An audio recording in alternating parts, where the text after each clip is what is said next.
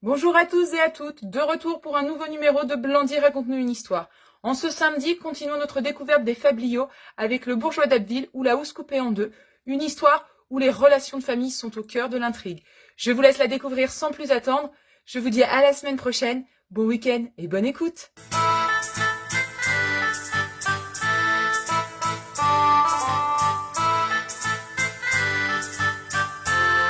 Ceux à qui Dame Nature a départi quelques talents devraient bien, pour amuser leur seigneur, s'exercer à mettre en fable ou en roman toutes les aventures jolies qu'ils apprennent. Dans un grand château, où chaque jour vont et viennent tant de gens de toutes conditions et de tout pays, on entend conter 1000 historiettes agréables, dont on pourrait aisément tirer parti. C'est ce que faisaient nos devanciers. Aussi ont-ils acquis du renom qui leur a survécu. Je vais, moi, messieurs, vous en donner une. C'est une aventure arrivée il y a 19 ans à 20 ans à un riche bourgeois d'Abbeville. Il était fort riche en argent, maisons et meubles.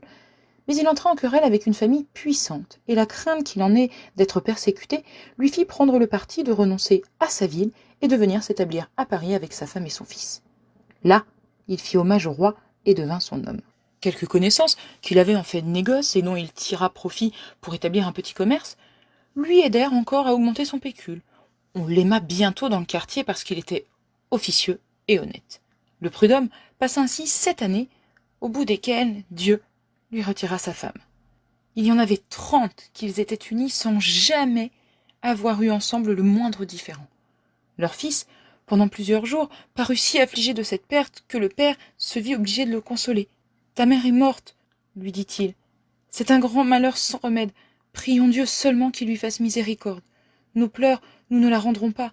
Moi-même, j'irai bientôt la rejoindre, il faut s'y attendre. À mon âge, on ne doit plus se flatter de vivre longtemps. C'est de toi maintenant, beau fils, que dépend ma consolation. Tous mes parents et amis sont restés en Picardie. Je n'ai personne ici que toi. Tâche de devenir un joli sujet. Et si je trouve une fille sage et bien née, dont la famille puisse me fournir une société agréable, je te la donnerai en mariage, et je finirai près de vous deux mes vieux jours. Or, dans la même rue que le bourgeois, et tout vis-à-vis de lui, logeaient 3 frères, chevaliers, gentilshommes de père et de mère, et tous 3 estimés pour leur valeur. L'aîné était veuf et avait une fille.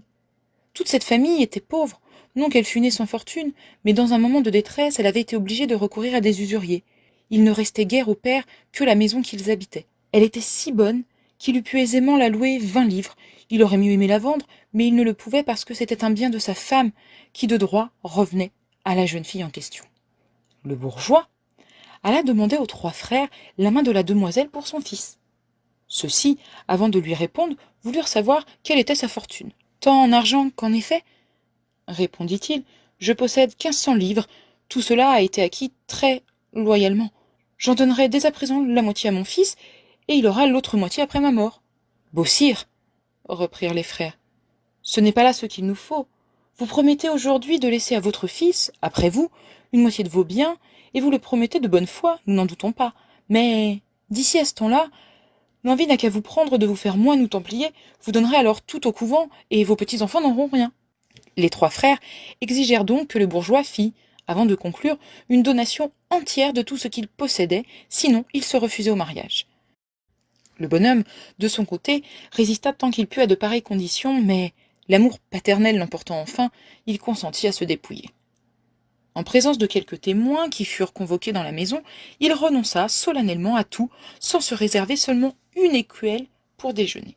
Ce fut ainsi qu'il se mit dans la dépendance de ses enfants et qu'il se donna lui-même le coup mortel. Hélas, s'il avait su quel sort lui était destiné, il n'eut garde vraiment de s'y abandonner. Les 2 époux eurent un fils qui crut en âge et qui annonça beaucoup d'esprit et de bonne qualité. Le vieillard, pendant ce temps, vécut tant bien que mal à la maison. On l'y souffrait parce qu'il gagnait encore quelque chose par son industrie. Mais avec les années, les infirmités s'accrurent, il devint hors d'état de travailler, et alors on le trouva incommode. La dame, surtout, qui était orgueilleuse et fière, ne pouvait le souffrir. Chaque jour, elle menaçait de se retirer si on ne le renvoyait, et elle persécuta si fort son mari que l'ingrat, oubliant ce qu'il devait à la reconnaissance à la nature, vint signifier à son malheureux père de chercher ailleurs un asile. « Beau-fils, que me dis-tu » dit le vieillard. « Quoi ? Je t'ai donné le fruit de 60 années de sueur, tu jouis par moi de toutes tes aises, et pour récompense tu me chasses. Veux-tu donc me punir de t'avoir trop aimé ? Au nom de Dieu, cher fils, ne m'expose pas à mourir de faim. Tu sais que je ne peux plus marcher. Accorde-moi dans ta maison quelques coins inutiles. Je ne te demande ni un lit, ni les mets de ta table. Un peu de paille jetée sous cet appentis, du pain et de l'eau me suffiront. À mon âge, il faut si peu pour vivre. Et d'ailleurs, avec mes infirmités et mes chagrins, je ne te serai pas longtemps à charge. Si tu veux faire l'aumône en expiation de tes péchés, eh bien, fais-la à ton père. En est-il une plus juste? Cher fils, rappelle-toi tout ce qui m'en a coûté de soins pendant 30 ans pour t'élever. Songe à la bénédiction que Dieu promet à ceux qui honoreront ici-bas leurs parents, et crains qu'il ne te maudisse à jamais si tu oses devenir toi-même le meurtrier de ton père. Ce discours, touchant, émut le fils, mais il allégua l'aversion de sa femme, et, pour le bien de la paix, il exigea que le vieillard sortît. « Eh, où veux-tu que j'aille » répondit le prud'homme. « Des étrangers me recevront-ils quand mon propre fils me rejette? Sans argent et sans ressources, il faut donc que je mendie le pain dont j'ai besoin aujourd'hui pour ne pas mourir. » En parlant ainsi, la face du vieillard était baignée de larmes. Il prit néanmoins le bâton qui l'aidait à se soutenir et se leva en priant Dieu de pardonner à son fils. Mais avant de sortir, il demanda une dernière grâce. « L'hiver approche, dit-il, et si Dieu me condamne à vivre encore jusqu'à ce temps, je n'ai rien pour me défendre du froid. La robe que je porte est en lambeaux, en reconnaissance de toutes celles qu'il m'a fallu te fournir pendant ta vie, beau-fils. Accorde-moi une des tiennes. Je ne te demande que la plus mauvaise, celle que tu ne veux plus porter. » Cette légère faveur lui fut encore refusée. La femme répondit qu'il n'y avait point à la maison de robe pour lui. Il demanda, au moins, l'une des 2 couvertures qui servaient pour le cheval, et le fils, voyant alors qu'il ne pouvait s'en défendre, fit signe à son propre enfant, qui se trouvait là, d'en apporter une.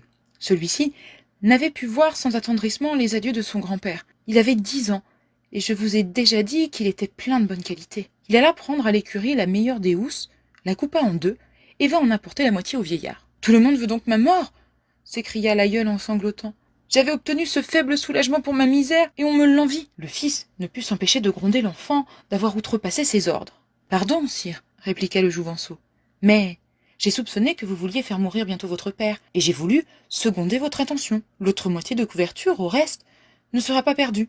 Je la garde pour vous la donner, quand vous serez devenu vous aussi vieux. » Ce reproche si adroit frappa le fils coupable. Il sentit ses torts, et se prosternant aux pieds de son père en lui demandant pardon, il le fit rentrer dans la maison, lui mit en main tous ses biens, et se conduisit à son égard dans la suite avec le respect et les soins qu'il lui devait. Retenez bien cette histoire, vous autres pères qui avez les enfants à marier, soyez plus sages que celui-ci, et n'allez pas comme lui vous jeter en un gouffre dont vous ne pourriez plus sortir. Vos enfants auront pour vous de l'amitié sans doute, et vous devez le croire, mais le plus sûr, cependant, est de ne pas vous y fier. Qui s'expose à dépendre des autres s'expose nécessairement à bien des larmes.